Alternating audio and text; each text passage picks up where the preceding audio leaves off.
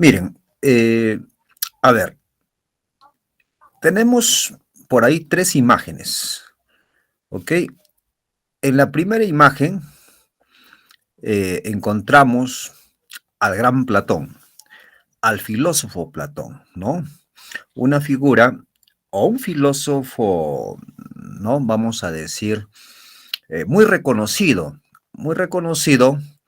por sus grandes ideas que aportó, ¿no? Como filósofo, ¿ok? En el campo de la política, en el terreno de la ética, en el terreno de la metafísica, ¿no? Pero, ¿por qué aparece Platón y aparece Aristóteles cuando ya estamos hablando de la historia de la filosofía medieval, ¿no? ¿Por qué? Claro, hay un porqué, siempre hay un porqué. Recordemos que para Platón y Aristóteles, el origen de la filosofía está en el asombro, está en la admiración, ¿ok? Pero el asombro y la admiración son parte de la actitud filosófica, son propio, mejor dicho, de la actitud filosófica. El asombro y la admiración no solamente es una reacción frente a un estímulo sin mayor contenido. No es así. El asombro y la admiración al cual se refiere Platón y Aristóteles es un asombro que busca el porqué de las cosas. Recordemos que históricamente la filosofía, desde la época antigua, pues ha tenido un brillo, un crédito muy especial en virtud de las grandes preguntas que formulaban los filósofos. Estas preguntas tenían una orientación en diferentes campos de la necesidad que tiene el hombre para poder satisfacer, vamos a decir, eh, satisfacer, ¿no? Vamos a decir, algo sobre todo de carácter espiritual. Bueno, Platón está orientando su dedo hacia arriba, ¿no? Y tú ya, de seguro, tienes en mente a qué hace referencia Platón cuando orienta la posición de su dedo hacia arriba, ¿no? Tú sabes que Platón desarrolló diferentes tipos de dualismos, ¿no? Dualismos de dos componentes, dos formantes, dos categorías. Platón desarrolló un dualismo ontológico, ¿ok? Y cuando habla del dualismo ontológico, pues nos habla de un mundo material y de un mundo inteligible, el mundo de las ideas.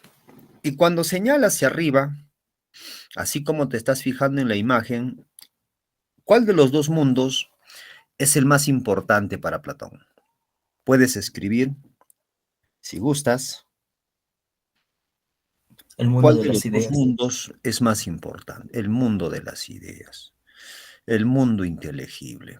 Ok, muy bien, el mundo suprasensible, ¿no? El mundo suprasensible, el mundo ultraterrenal, pero bueno, mejor es decirlo el mundo de las ideas o el mundo inteligible, para que no haya mayor confusión. Inteligible o el mundo de las ideas. Mientras que Aristóteles, que fue discípulo de Platón, la posición de su dedo está hacia el centro, ¿no? Hacia el centro, como que, un momentito, el mundo real no es el mundo inteligible, no es el mundo de las ideas. El único mundo que existe es este. Aristóteles dirá, el único mundo que existe es en el que estamos, aquí y ahora. No hay otro mundo, no existe otro mundo. Y de esta manera, Aristóteles, pues, no está de acuerdo con el dualismo ontológico propuesto por el gran Platón, porque solamente existe un mundo, y ese mundo es el mundo real. Como filósofo realista, como filósofo empirista, pues también tienen claro de que no hay nada en la mente, no hay nada aquí, no hay nada en la inteligencia que antes no haya sido percibido, captado con el uso de los sentidos.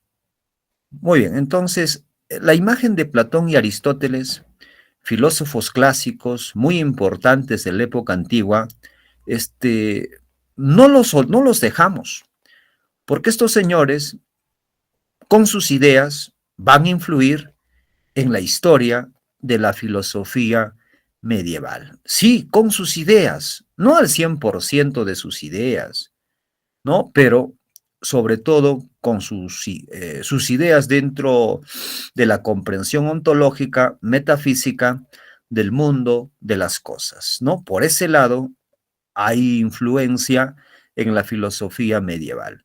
Platón va a influir notablemente en el pensamiento de San Agustín de Hipona, ¿ok? Y Aristóteles va a influir notablemente en el pensamiento de Santo Tomás de Aquino. Es por eso que cuando se habla de la filosofía medieval, pues se habla de la influencia de estos dos clásicos, de Platón y Aristóteles. Aristóteles escribió bastante, estuvo muy inmerso en el campo de la ética, de la lógica, de la biología, la ética, la metafísica, un verdadero polímata, ¿ok? Platón también tiene muchos diálogos que desarrolló en su juventud, en la adultez, en la vejez, ¿no? Tiene muchos diálogos, pero de todos sus pensamientos, pues, sobre todo las cuestiones metafísicas, ontológicas, son las que van a influir en San Agustín y Santo Tomás de Aquino. Miren, eh, cuando se habla de la filosofía antigua, es hablar de una lista de muchos nombres, pero siempre se resalta los más importantes, porque filósofos en la antigüedad hay en cantidad, hay en cantidad, ¿no? Por ejemplo, por ahí, los filósofos presocráticos, que tienen un interés en el estudio de la naturaleza, la fisis, ¿no? Los presocráticos, ahí concentran su atención en proponer un arjé, un principio que en griego significa arjé. Tales de Mileto propone el agua, Anaxímenes, ¿qué propone Anaxímenes? ¿Te recuerdas?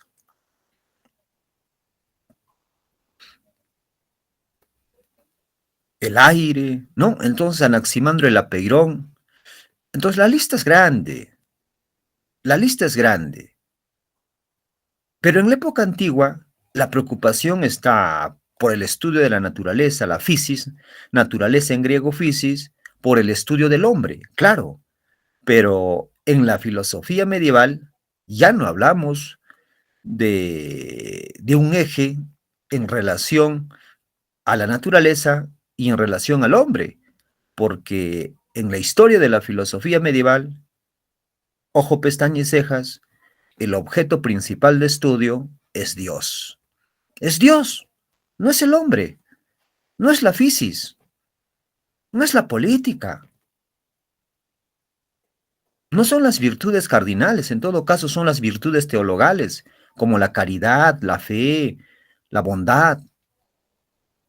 Entonces, aquí el objeto de estudio es Dios. Y los argumentos que van a desarrollar, las ideas que desarrollan los filósofos de la época medieval, están justamente orientados a defender la existencia de Dios, a defender los dogmas revelados, a defender los principios teologales, los sacramentos, a defender un mundo celestial, un mundo celestial. Hay muchos filósofos, San Anselmo, Alberto Magno, Pedro Abelardo, Guillermo de Ockham, Guillermo de Champioux, pero los más importantes, San Agustín y Santo Tomás de Aquino. Entonces, vamos a hacer un poquito de reminiscencia, no en el sentido, vamos a decir, estricto en que lo utiliza Platón, sino en un sentido de reminiscencia de recordar. Vamos a recordar algunos puntos importantes de Platón y Aristóteles y estos puntos cómo influyen en el pensamiento de los padres de la iglesia, porque a los representantes de la patrística se le llama, ¿no?, los padres de la iglesia. Entonces, vamos por aquí. Miren, en la época antigua, ¿ok? Hay muchos problemas existenciales. Hay muchos problemas que al filósofo le interesa abordar, ¿ok? Porque la pregunta filosófica no es cualquier tipo de pregunta, tampoco es la única pregunta, no es la única manera en que el hombre pueda expresar su curiosidad, su asombro. ¿No? Pero es importante. La pregunta filosófica es radical en el sentido de que busca, ¿no?, una buena fundamentación o tiene un buen fundamento, tiene razón de ser. La pregunta filosófica es racional, es racional. Ahora, no todas las preguntas que hace el hombre son filosóficas, porque también pueden tener otro tipo de orientación, otro tipo de motivación. ¿Quién soy? ¿Qué me cabe esperar? ¿Por qué estoy aquí? ¿Para qué estoy aquí? ¿Por qué los seres vivos tenemos que morir inevitablemente? Todas las personas aceptan con seguridad, aceptan con convicción que somos seres para la muerte, como lo sostenían los filósofos existencialistas como Heidegger, Sartre. El hombre es un ser para la muerte. ¿Todos lo aceptan con convicción o aún sigue perdurando el temor, el miedo, el pánico? La pregunta filosófica es una pregunta que tiene un trasfondo nociológico. Nos hace pensar, nos hace reflexionar, pero se diferencia de la pregunta instrumental en el sentido de que la pregunta instrumental es una pregunta sin mayor trasfondo nociológico. Es como que yo diga, ¿cómo te llamas? ¿Dónde vives? ¿Cuántos años tienes? ¿Cuál es tu color favorito? Son preguntas instrumentales, prácticas, no difíciles de contestar, a diferencia, si yo pregunto cuál es el fundamento del valor de la justicia, qué es el ser, ¿no? Ya hay otra dirección. Muy bien. Platón. Solamente recordando algunas ideas de Platón, ¿ok? Sobre todo aquellas ideas que influyen en el pensamiento de San Agustín y de Santo Tomás de Aquino. Aquellas ideas que van a influir de una u otra manera en las pruebas de existencia de Dios, ¿ok? En la defensa de la apologética. Apologética, defensa de la fe. Porque la filosofía medieval, el trabajo de los filósofos medievales, están orientados en esa vertiente. Claro, comprender, saber quién es Dios, defenderlo con argumentos, ¿ok? Resaltar la importancia que tiene la fe sobre la razón, porque lo tienen bien en claro que la filosofía es una sierva de la teología. Muy bien, entonces Platón, su nombre verdadero, Aristócles, ¿ok? El nombre verdadero de Platón es Aristócles. No siempre, Platón es el apodo, el filósofo fortachón, el filósofo, ¿no?, de los hombros anchos, de la espalda ancha, ¿no? Por ahí.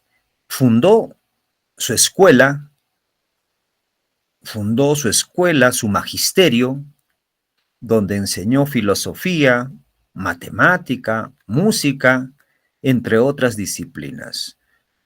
El nombre, la academia. La historia filosófica nos dice que la academia, en honor a su gran amigo Academos, quien le cedió, ¿no?, el lugar, el espacio para que pueda instaurar su escuela.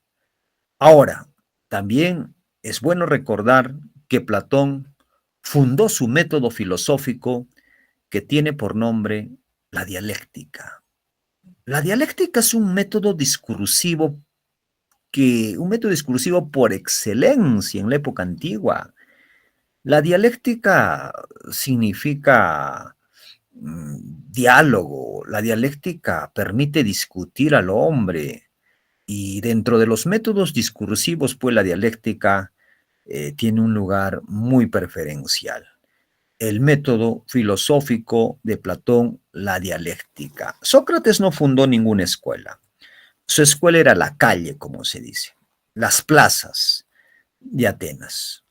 Ahora, esta parte del dualismo ontológico es fundamental, es fundamental, es trascendental, porque de esto toma bastante San Agustín, de esto toma bastante San Agustín, teoría de las ideas. Bueno,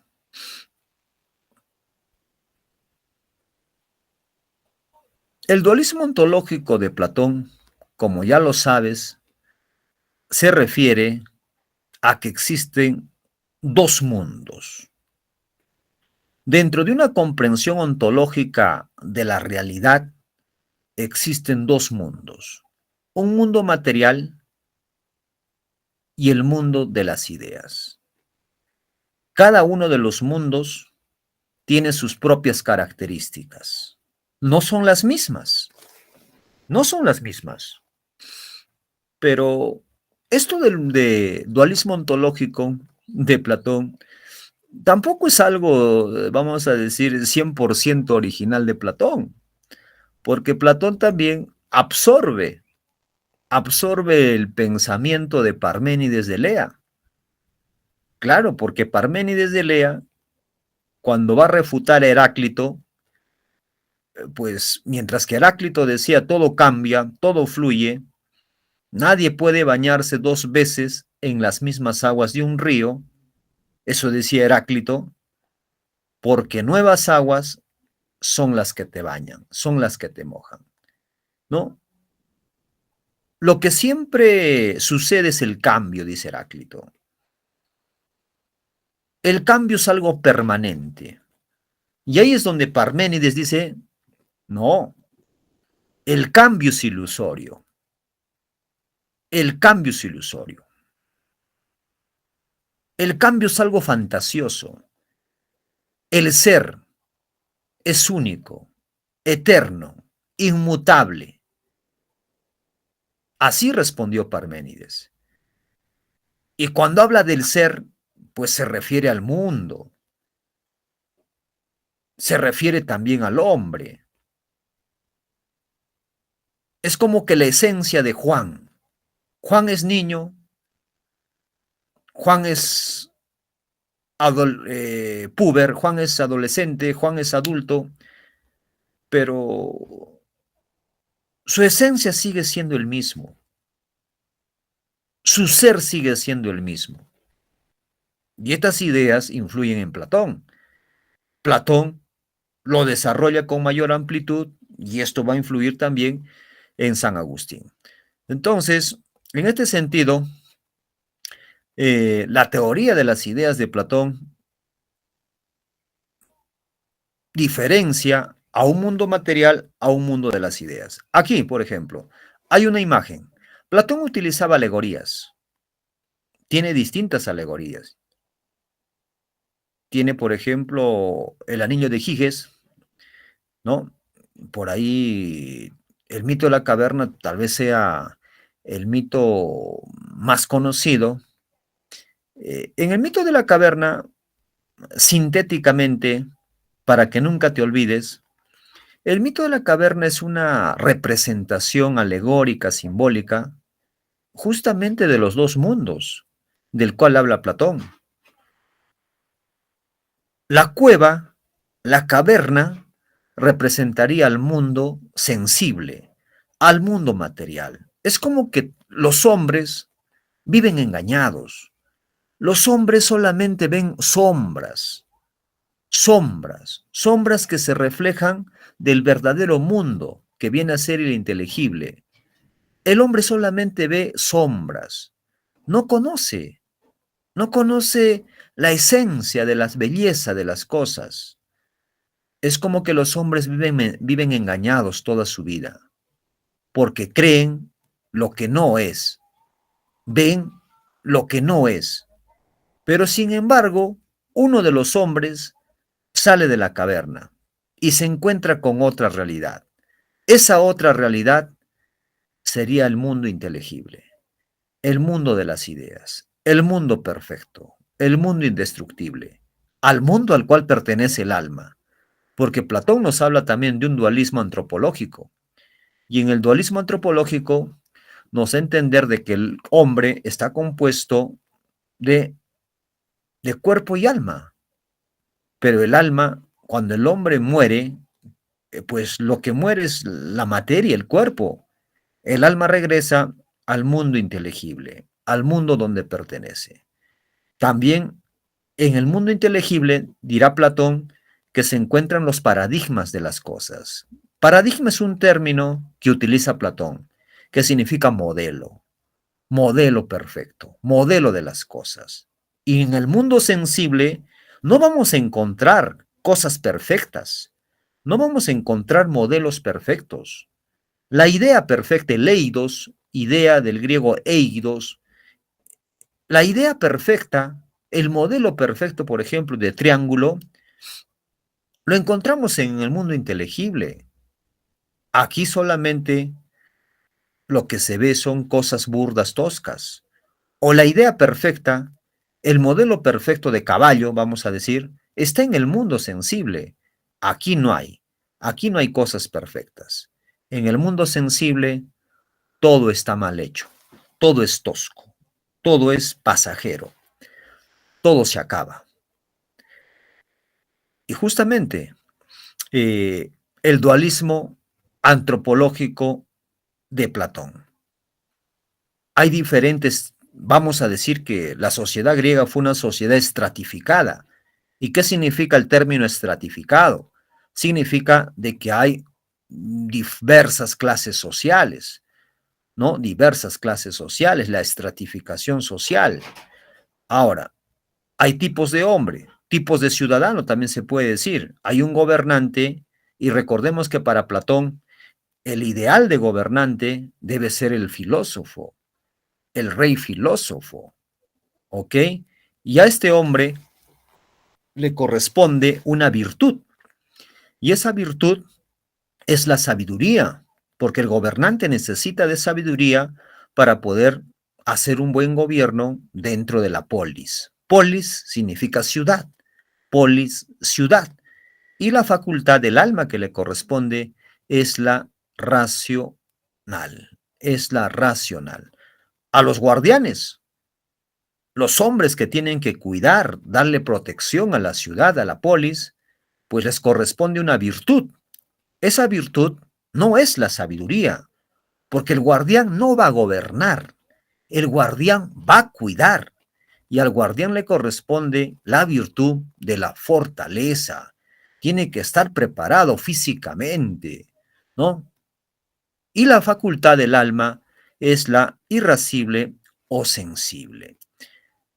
Y al productor, al comerciante, le corresponde la virtud de la templanza, control del deseo, templanza, control del deseo, la facultad, la concupiscible. Un comerciante debe de tener control del deseo, debe tener control, vamos a decir, no debe de pensar en ser, no debe de engañar a la gente, ¿no? Debe ser honesto con los precios, por ejemplo, un comerciante no debe de engañar en cuanto a los costos. Entonces, al productor, al comerciante, le corresponde la virtud de la templanza, control del deseo, control de esos apetitos de querer ganar dinero engañando, mintiendo, estafando a la gente. Muy bien. Ahora, en cuanto a Aristóteles, mientras que Platón fundó su magisterio de nombre la Academia, Aristóteles no se queda atrás. Aristóteles va a fundar el Liceo y en el Liceo va a desarrollar un sistema de enseñanza y aprendizaje que tiene un nombre en particular. ¿Y cuál es ese nombre en particular de este sistema, de este proceso de enseñanza y aprendizaje? Son las famosas, es la famosa clase peripatética, la famosa clase peripatética. ¿Y en qué consiste la clase peripatética que desarrolló Platón? Justamente la clase peripatética que desarrolló Platón, pues consiste en que el maestro camina por los bosques del Liceo con sus discípulos. De esa manera enseña Aristóteles. Y eso es algo bueno, que lo concibieron así en la antigüedad, porque recordemos de que hay un concepto muy bello, hay un concepto bastante claro, hay un entendimiento bastante seguro de que el hombre debe de convivir en armonía con la naturaleza. El hombre debe de convivir en armonía con la naturaleza. El hombre no puede maltratar, el hombre no puede dañar, el hombre no puede desentenderse de la naturaleza. Ya lo dijo Demócrito en algún momento, hay que saber escucharla, hay que saber escucharla, porque la naturaleza, la fisis, nos da grandes mensajes, pero el hombre muchas veces no sabe escuchar la naturaleza. El hombre es un depredador, el hombre la maltrata, el hombre no la cuida, y eso está muy mal. Pero los griegos tenían un entendimiento muy maravilloso. O por ahí, recordando tal vez por ahí eh, a un estoico, Diógenes, claro, un estoico Diógenes de Sinope, apodado el perro, ¿no? Porque vivía vamos a decir, como un perro, ¿ok? Estaba en contra de las convenciones sociales, estaba en contra de las normas, de las leyes. Decían que las normas y las leyes no lo conducen al hombre para la verdadera felicidad. Son normas y leyes que simplemente favorecen a unos cuantos, ¿no? A unos cuantos. Entonces, esto no favorece a todos. Entonces, ¿qué dice este señor Diógenes de Sinope? Él dice de que la naturaleza me lo da todo. Yo no necesito de los hombres para poder vivir. La naturaleza me lo da todo. Me siento feliz. Incluso cuando Alejandro Magno, perdón, eh, lo encuentra, se pone en su frente, porque por ahí, ¿no? Corrieron los rumores de que hay un hombre muy inteligente que se llama Diógenes, y bueno, y Alejandro quiere conocerlo. Se le pone en su frente y le dice, pídeme lo que quieras. Y Diógenes le dice, lo que quiero es que salgas de ahí porque me estás haciendo sombra. Sal de ahí. Entonces, muy seguro de lo que buscaba y de lo que quería.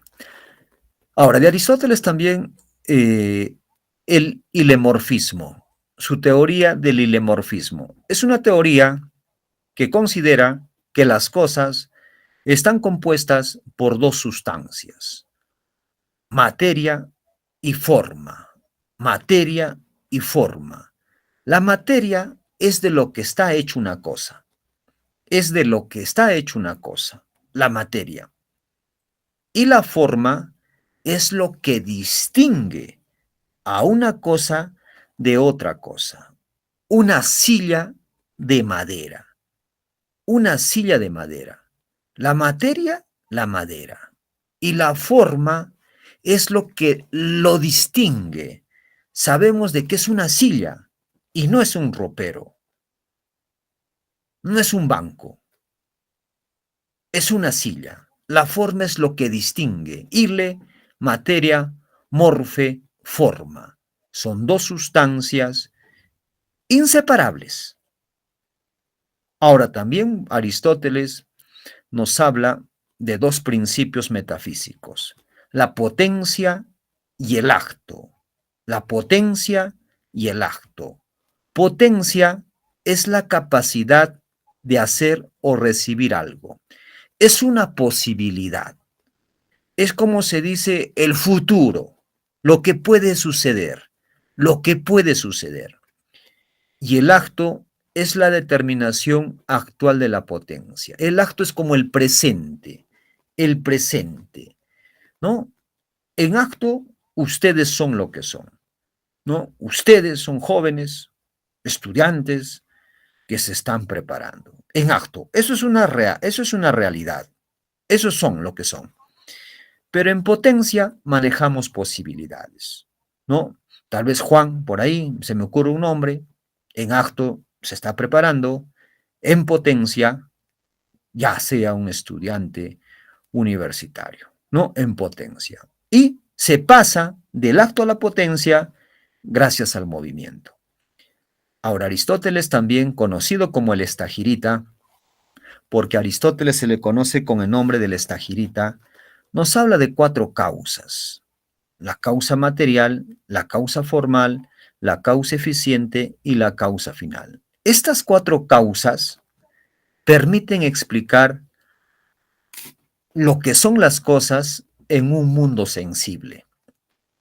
Porque Aristóteles no cree en un mundo inteligible, en un mundo sensible sobre todo, ¿no? Seguimos con la mesa, una mesa de madera de forma cuadrada. Causa material, ¿de qué está hecha la mesa? De madera. Causa formal, la forma, lo que lo distingue de otras cosas, o qué es la forma, tiene una forma de mesa, ¿no? Tiene por ahí, ¿no? El diseño de, ¿no? Una mesa cuadrada, como dije. Eficiente, ¿quién lo hizo? ¿Quién lo hizo? El hombre, el carpintero, él lo hizo, es el artífice. Y la causa final, ¿para qué? ¿Para qué? ¿Para qué sirve esa mesa? ¿Cuál es la finalidad de esa mesa? Y sabemos para qué sirve la mesa. Entonces, Platón y Aristóteles influyen en el pensamiento de esta época de la filosofía que tiene por objeto de estudio a Dios. Esta época de la filosofía medieval que va del siglo V al siglo XV, muchos críticos la consideran también como la época del oscurantismo, la época oscura de la filosofía. ¿Y por qué? La época oscura de la filosofía, ¿por qué? Porque eh, mientras que en la época clásica, en la época antigua, hay un interés por abordar muchos asuntos: el problema del ser, el problema del bien, el problema del poder, la política, etcétera, etcétera, del conocimiento. Aquí el objeto de estudio es Dios.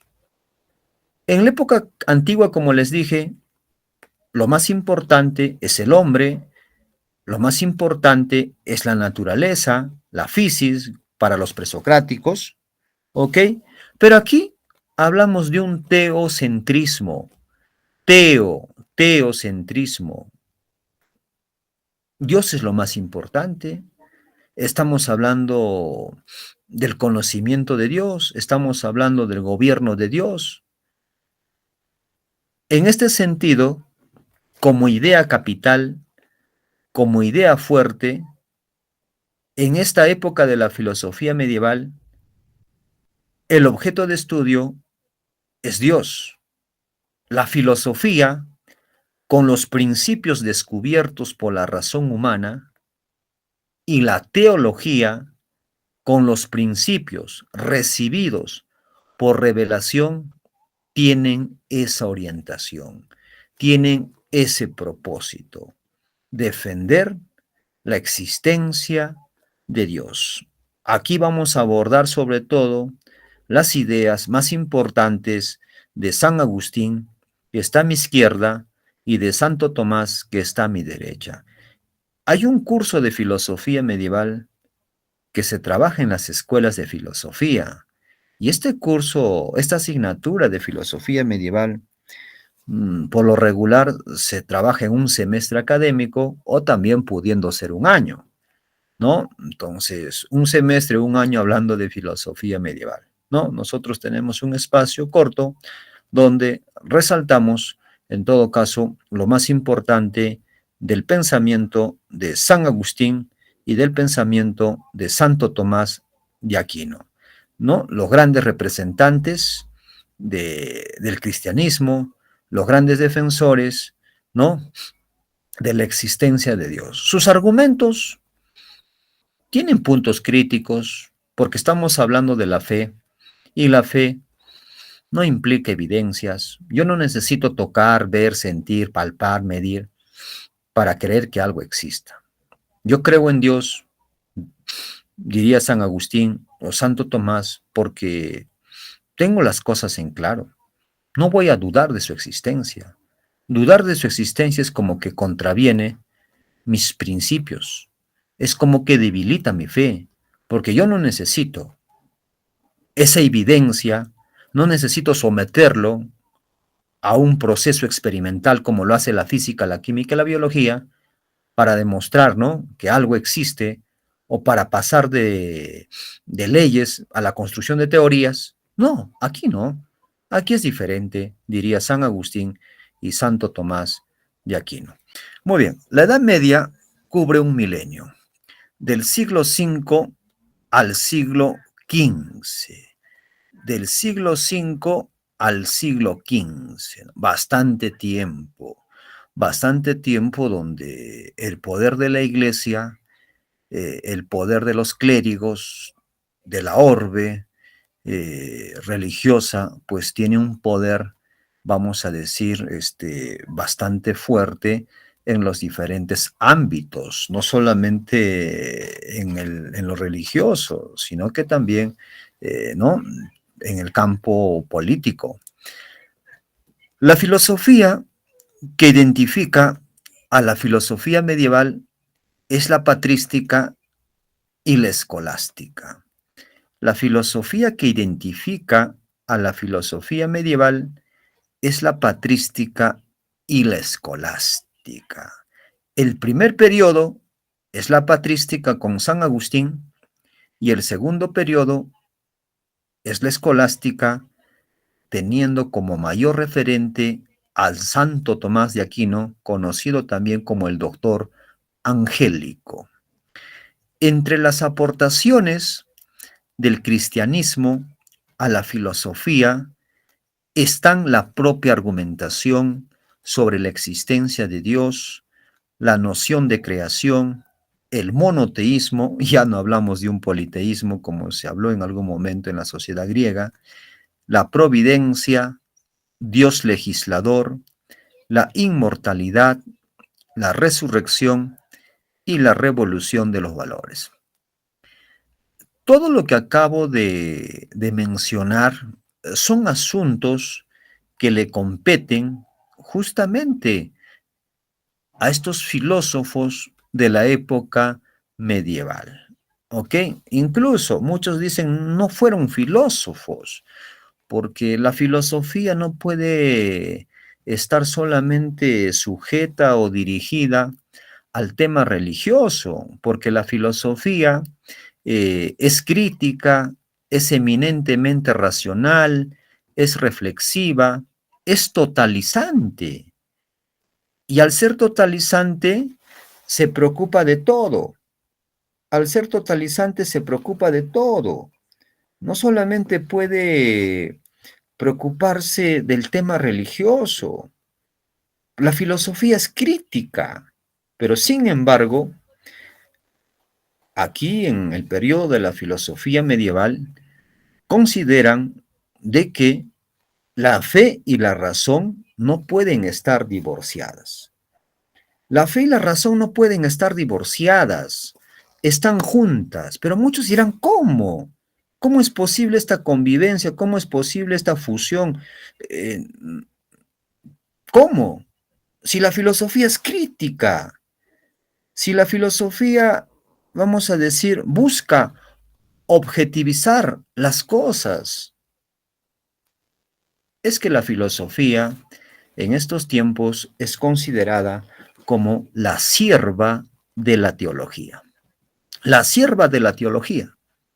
Es decir, que es una sirvienta útil.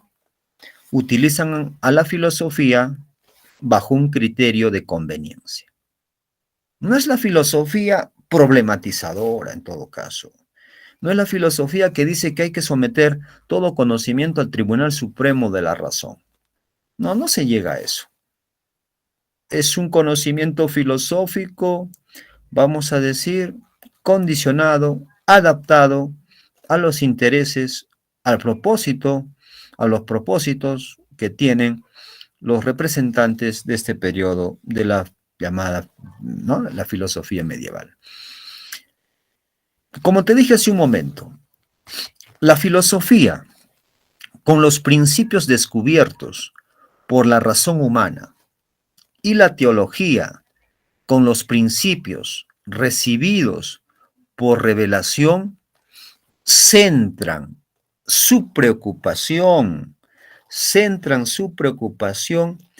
en la comprensión de un Dios creador de todo. Dios ha creado al hombre, Dios ha creado al mundo, eso quede en claro. No debe de haber duda alguna, dirán San Agustín y Santo Tomás. Dios es el primer principio y es el fin último. Dios es el primer principio y el fin último. Dios es el creador. Entonces, la filosofía y la teología se orientan en esa dirección, no están separadas, no están separadas porque ambas ayudan a buscar la verdad y la felicidad que está en el amor a Dios. La felicidad es ultraterrenal, la felicidad es suprasensible, ¿no? Hablamos de una felicidad que está en el amor a Dios, en comprender a Dios. La felicidad no es terrenal, ¿no? No es terrenal. La patrística fue la labor que desarrollaron los primeros padres de la Iglesia, al redactar obras exponiendo los argumentos del cristianismo. Ellos fueron los verdaderos iniciadores de la filosofía cristiana. Antes de, la preocupación estaba orientada en otros asuntos, en otros temas, pero aquí hay un eje central llevado a una reflexión, vamos a decir, teologal, a una reflexión filosófica parametrada, parametrada. La filosofía medieval, seguimos, San Agustín, el representante de la patrística, patrística de padres de la Iglesia. Su verdadero nombre, Aurelio Agustín. Estudió Derecho y Oratoria y trabajó como profesor justamente de Derecho, de Leyes, en Cartago y en Roma. Pero hablamos de un primer San Agustín, ya hablábamos de un segundo San Agustín, ¿ya? Hay un primer San Agustín y un segundo San Agustín. vamos a decir, San Agustín está en medio de en medio de la influencia de dos tipos de pensamientos antagónicos, porque Patricio es su papá y él es pagano, mientras que Mónica es su madre y ella es creyente. Entonces, un primer San Agustín como que se inclina más a lo que profesa su padre, ¿no? Porque un primer San Agustín lleva una vida desordenada, un primer San Agustín no es creyente, un primer San Agustín que no estaba haciendo las cosas bien, pero hay un segundo San Agustín que ya, pues vamos a decir, asimila, ¿no? Lo que su madre predicaba, Mónica. También dice que la obra de Cicerón, el Hortensio, le causó una fuerte impresión de interés por la filosofía. El Hortensio, Marco Tulio Cicerón, el gran orador romano, Marco Tulio Cicerón. El Hortensio, sintéticamente, el Hortensio nos dice de que la vida del hombre debe estar iluminada por la filosofía. Una vida sin filosofía, una vida del hombre sin filosofía, pues no le permitirá alcanzar la verdad y la felicidad. Pero si la vida del hombre va de la mano con la filosofía, con esa reflexión crítica, pues este hombre podrá alcanzar la verdad y la felicidad. Y esto le gusta a San Agustín. Esto le gusta y esto va a influir mucho en la construcción y elaboración de su pensamiento y de sus obras, ¿no? Fue influenciado por el maniqueísmo.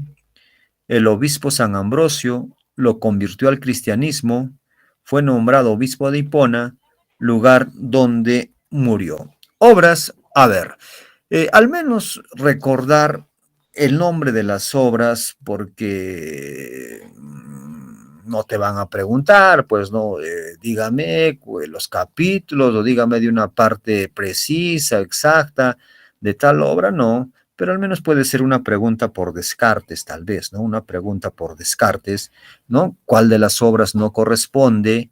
Ok, entonces las confesiones, la ciudad eterna, los soliloquios, la ciudad de Dios. Las obras más importantes, o la obra más importante vendría a ser pues la ciudad de Dios, que trata sobre todo de un mundo celestial, la ciudad de Dios que trata de que todas las medidas o decisiones, incluso políticas, deben de tener un filtro religioso. No en vano, la época medieval es el poder de la iglesia, pues es el poder, es la época del poder de los clérigos, es la época donde los religiosos, pues, como se dice, tienen la última palabra, ¿no? Muy bien. Por aquí, hay un contexto histórico, ¿no? Hay un contexto histórico, ¿ok? Que ustedes lo pueden visualizar, ¿sí? Pero nos centramos en sí en lo que es la patrística, ¿no? El periodo de la patrística, época de los padres de la iglesia. Tiene por objetivo fundamentar y defender con argumentos la doctrina cristiana, ¿no? La época de los padres de la iglesia. Tiene por objetivo fundamentar y defender con argumentos la doctrina cristiana. De eso se trata, defender, defender una verdad revelada, defender los principios teologales, defender la existencia de un ser sobrenatural llamado Dios que creó al hombre a su imagen y semejanza, que creó al mundo, defender la necesidad de Dios y no la contingencia. El objetivo de su filosofía es alcanzar la verdad y la felicidad. Utiliza la filosofía para comprender la verdad que se encuentra en la fe cristiana. La verdad la estamos focalizando aquí desde una comprensión religiosa, porque hablar de la verdad tiene muchas aristas, porque yo puedo hablar de la verdad como algo muy importante en el campo de la ética, puedo hablar de una verdad formal, como en el campo de la matemática, en el campo de la lógica. Aquí hay que entender la verdad, sobre todo en esa vertiente de la religión. En este sentido, la época de los padres de la Iglesia tiene por objetivo fundamentar y defender tajantemente, con argumentos, la doctrina cristiana. Estos argumentos pueden ser criticados. Estos argumentos pueden tener muchos vacíos, muchas lagunas, pueden tener inconsistencia, ¿ok? Pero es lo que nos ofrecen, es lo que hicieron, ¿ok? Tiene gran influencia de la ideología de Platón este periodo llamado la patrística. De Platón, no es de Sócrates, no es de Plotino, no es de los presocráticos, no, Platón influye en la patrística. Características fundamentales de la patrística. ¿Cuáles son las características fundamentales de la patrística? La utilización de la filosofía para su labor religiosa. La utilización de la filosofía para su labor religiosa. Subordinación de la filosofía a la fe. Dicho de otro modo, no olvidar, la filosofía es la sierva de la teología. La filosofía es la sierva de la teología, es la sierva de la fe. La fe hay que entenderla como una verdad en un orden superior. La fe no se desliga de la filosofía, pero lo más importante es la fe. Lo más importante es la fe. Luego está la filosofía, está la reflexión, etcétera. Recordemos cuando Jesús le dice a Pedro, Pedro, ven, camina sobre las aguas. Y mientras que Pedro observa a Jesús, camina, pero cuando deja de observarlo y comienza a reflexionar, se hunde. Es por eso que la fe es antes que la experiencia. Yo no necesito ver a Dios para creer, dirá San Agustín, dirá Santo Tomás. No necesito verlo. Pero como tú dudas de su existencia, aquí están los argumentos, dirán. La filosofía es una herramienta para clarificar sus dogmas, sus verdades. Su filosofía no es original del todo porque utilizan elementos de filósofos anteriores. No es original porque Platón, Aristóteles, pues no, o toman de Platón, toman de Aristóteles las ideas que creen por conveniente. Por eso que no es original del todo. Ahora, el problema del conocimiento. Dice que es un proceso concatenado, unido por las sensaciones. Claro, las sensaciones son importantes para poder conocer, ¿no? El hecho de que sean filósofos medievales no van a decir, pues, ¿no? Que los sentidos no tengan ningún tipo de valor. El alma conoce los objetos del mundo exterior, ¿no? A ella, pero el alma es capaz de juzgar el mundo contingente que conoce por los sentidos con criterios necesarios y universales, ya sean matemáticos, geométricos o morales. Por encima de nuestra mente hay una ley que se llama verdad, y no hay duda de que existe una naturaleza inmutable superior al alma humana. Dios es esa naturaleza, inmutable, superior.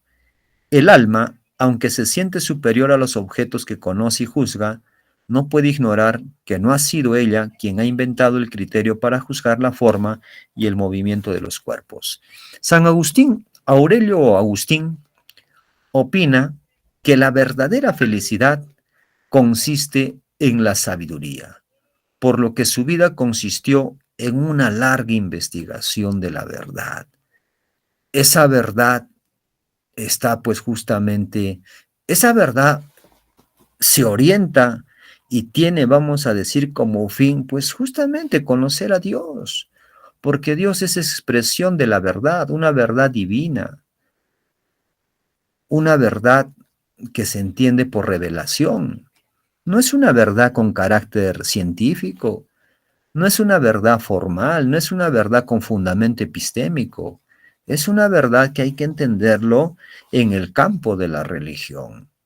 Porque si esa verdad la sometemos a un análisis, a una reflexión dentro de lo experimental, pues no va a resistir, no va a resistir.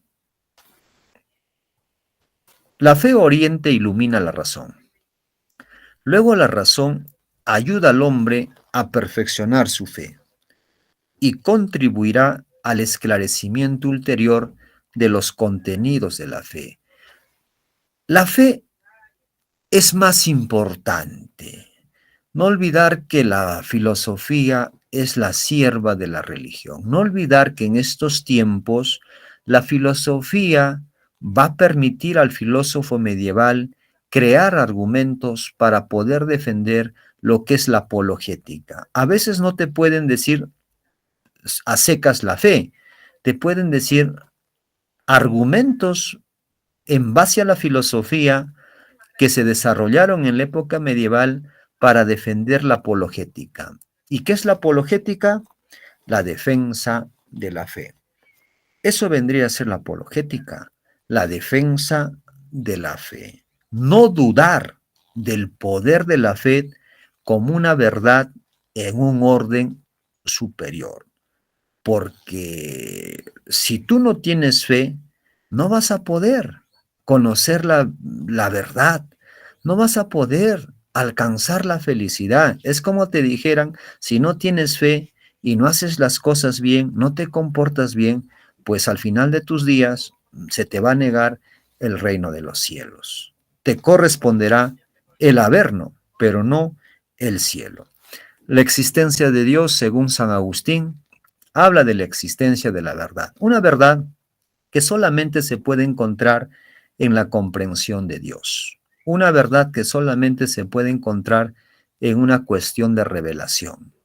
La existencia de un mundo contingente. Lo contingente es lo que puede cambiar, lo que varía. Y vivimos en un mundo contingente, pero hay un ser, pero hay orden. A pesar de que hay cambios, hay orden. Y ese orden es por obra y gracia de Dios. El consenso universal. San Agustín dirá, es mucha gente, son millones de personas que creen en Dios. Y si son millones de personas que creen en Dios, ¿por qué se tiene que dudar de su existencia? Porque mucha gente dice que Dios creó al hombre y al mundo. Y si mucha gente lo dice, esto es esto es generar consenso universal y no debería haber mayor duda de la existencia de Dios. Así piensa San Agustín. El mundo creado, San Agustín argumenta que el mundo ha tenido que ser creado por Dios necesariamente, porque no tiene en sí la razón suficiente de su existencia. Dios no es contingente, Dios es necesario, Dios es fijo, Dios es estable. Como lo dijo el filósofo moderno Baruch Spinoza en algún momento, Dios crea, pero no es creado. Dios crea, pero no es creado. Dios puede crear, pero a Él nadie lo puede crear. Existe eternamente. El concepto de creación no excluye el de progreso y evolución. Dios ha creado el mundo en un estado de indeterminación en el que gradualmente irá apareciendo distintos seres determinados y específicos. Los seres humanos son racionales. Eso no niega San Agustín, eso no niega Santo Tomás, porque si dice que la fe y la razón van de la mano, no niegan que sean racionales, pero hacen uso de la razón para comprender a Dios, para saber quién es Dios. Para poder ser seres racionales, necesitan libre albedrío. Y tú sabes que el libre albedrío, pues es la libertad que tiene el hombre para poder elegir entre el bien y el bien moral. Pero, ojo, San Agustín dice, es la libertad que tiene el hombre, pero esa libertad debe ser utilizada para poder abrazar el bien. Un verdadero libre albedrío hace un uso correcto de la libertad. Y esa libertad no es para abrazar el mal, no es para elegir el mal, sino es para elegir el bien. El verdadero libre albedrío, entonces implica el uso de la libertad para poder abrazar el bien. Aquí es como una síntesis de las ideas más importantes de San Agustín, las obras, ¿no? Que ya lo dije, las confesiones, la ciudad eterna, soliloquios, la ciudad de Dios, la fe y la razón no están separadas, ¿sí? La fe y no están separadas, la filosofía con los principios descubiertos por la razón y la teología con los principios recibidos por revelación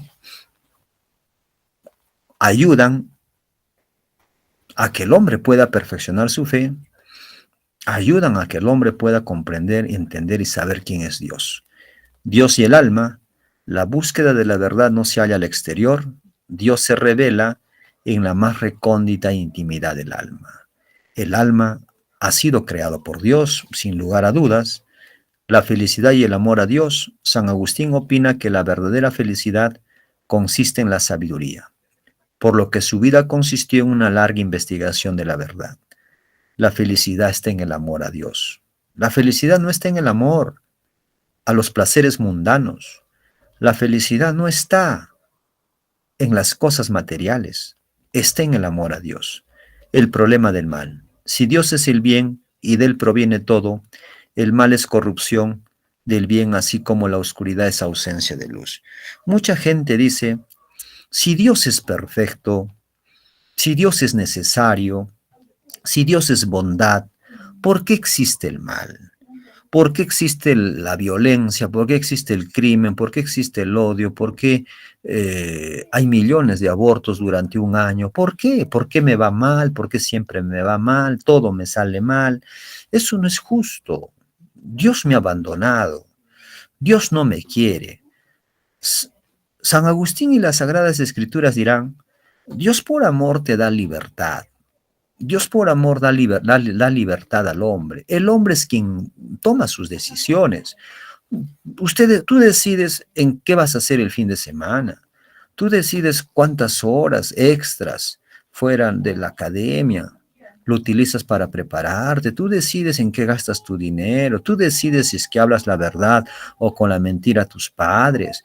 Las personas deciden qué hacer. Juan decide si el fin de semana se va a una fiesta, si se alcoholizó, tiene que asumir las consecuencias de sus actos y echarle la culpa a Dios de todo lo malo que nos pasa. San Agustín diría, eso no es correcto. La persona es quien decide y es quien tiene que asumir la responsabilidad de sus actos. Pedro se emborrachó un fin de semana y a su regreso pues manejó su auto y atropelló a una persona. Y Dios, ¿por qué permites que haga esas cosas? Dios, eres malo.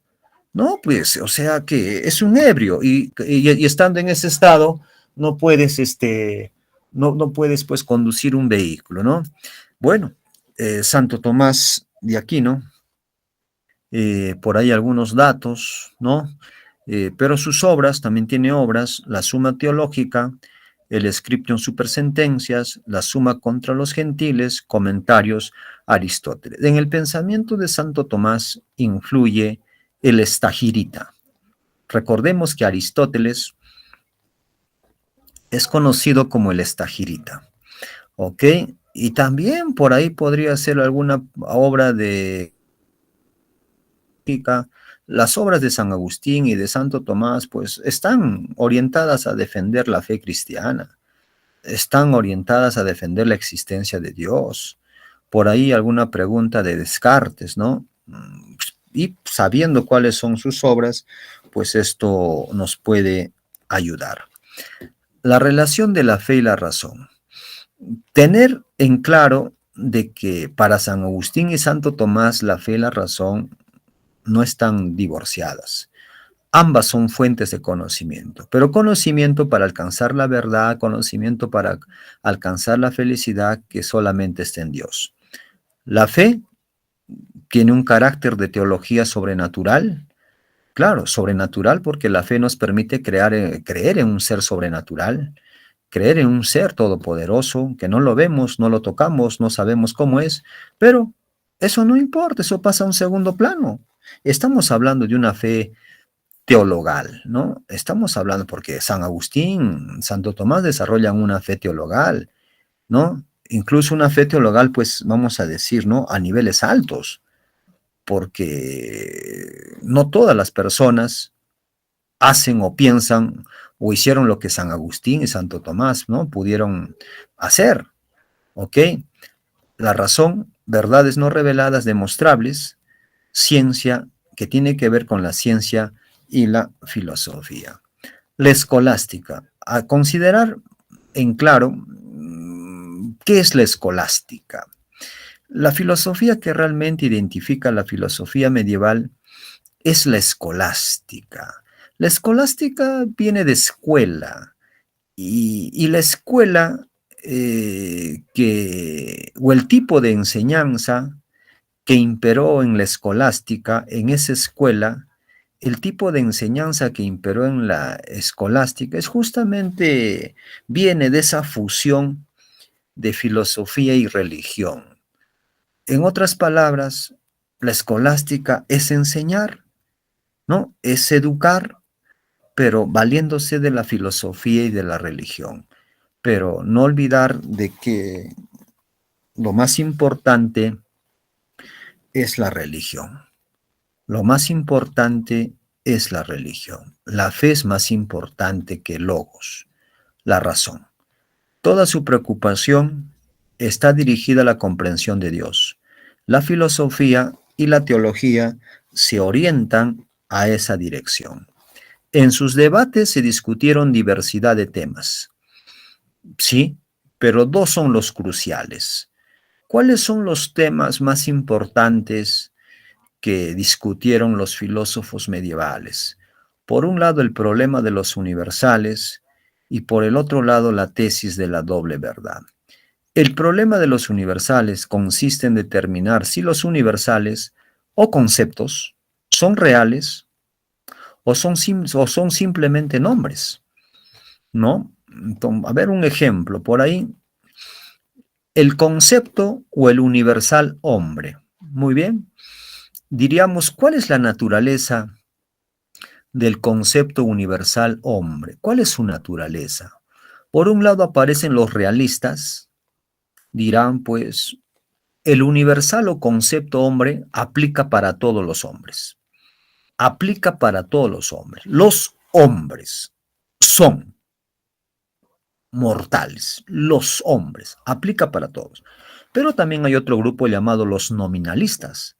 Y los nominalistas dirán, no, el concepto o universal hombre no aplica para todos los hombres. Mejor es hablar de individuos.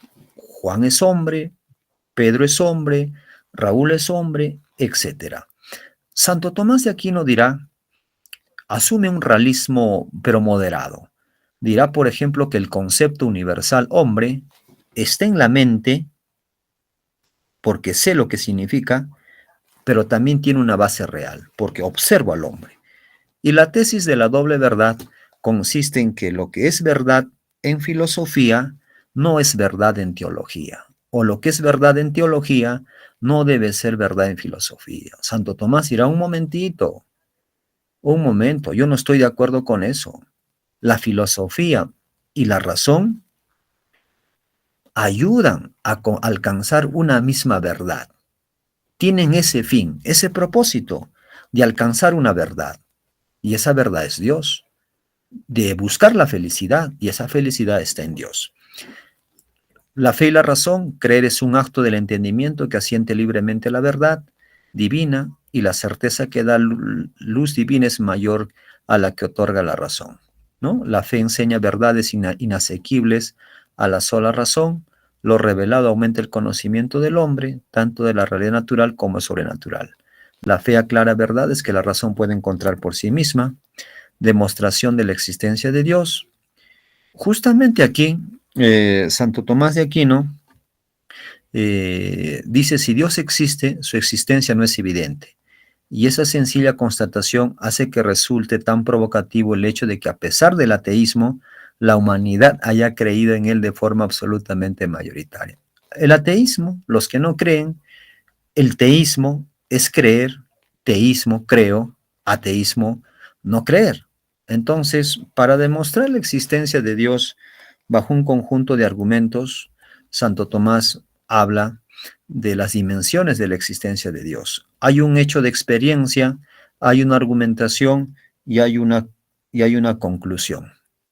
El hecho de experiencia, el movimiento. Esto lo toma de Aristóteles, ¿no? Porque para pasar del acto a la potencia, habla de movimiento. Todo ser se mueve, todo ser que se mueve es movido por otro. Conclusión, ha de haber un primer motor. O sea, ha de haber algo que dé el primer impulso, que dé el primer movimiento. Y necesariamente ese algo, ese ser, tiene que ser Dios. Es Dios. No tiene que ser, es Dios, dirá Santo Tomás. El hecho de experiencia, otro hecho, causalidad, argumento. Todo ser es causado por otro. Conclusión, ha de haber una primera causa. Es decir, que ha de haber una primera causa que no es causado por nada. Es incausado. Nadie lo causó, nadie lo generó, nadie lo creó. Y necesariamente tiene que ser Dios. Porque el hombre es causado, pero Dios es incausado. Dios es eterno, siempre ha existido. Él crea, pero no es creado. Otro hecho de experiencia, la contingencia. Si todos los seres fueran contingentes, no existirá nada. Conclusión, es forzoso que exista un ser necesario. Es decir, que no esté sujeto a cambios. Que no esté sujeto a cambios. Y ese ser que no está sujeto a cambios, ¿sí? Que es fijo, es necesario, pues tiene el nombre de Dios. Grados de perfección. Ha de haber un ser perfecto, el argumento dice. Claro, la conclusión, sí, es Dios, porque Dios es el único ser perfecto. El hombre no es perfecto. El hombre se equivoca. El hombre puede cometer muchísimos errores, pero hay alguien que es perfecto. Y ese ser perfecto o ese atributo de perfección es Dios, porque Dios también es omnisciente, lo sabe todo, es omnipresente, puede estar presente en muchos lugares, es omnímodo, son características propias de Dios. Y por último, hay otro hecho de experiencia que viene a ser los gobiernos del mundo. El argumento, ha de haber una inteligencia ordenadora. Ha de haber una inteligencia ordenadora. Esto es necesario, diría Santo Tomás de Aquino. Y la conclusión, a esa suprema inteligencia que pueda ordenar para que exista armonía, para que las cosas estén en el lugar donde estén, para que los fenómenos naturales estén o se den porque se tienen que dar, pues necesariamente ha tenido que haber una inteligencia ordenadora. A esa suprema inteligencia ordenadora, pues solamente puede ser Dios. Estos argumentos pueden tener muchos vacíos, pueden tener muchas críticas. No estamos hablando de ciencias fácticas, de ciencias naturales, y puede pasar de todo, como lo viene sucediendo ahora. Por un lado, una verdad que se apoya en las teorías científicas y una verdad que se apoya en lo religioso para poder responder las grandes preguntas, ¿no? ¿Cuál es el origen del hombre? ¿Cuál es el origen del mundo? Muy bien, le ponemos punto final a esta reunión. Ya nos reencontramos en una próxima oportunidad. Buenas tardes.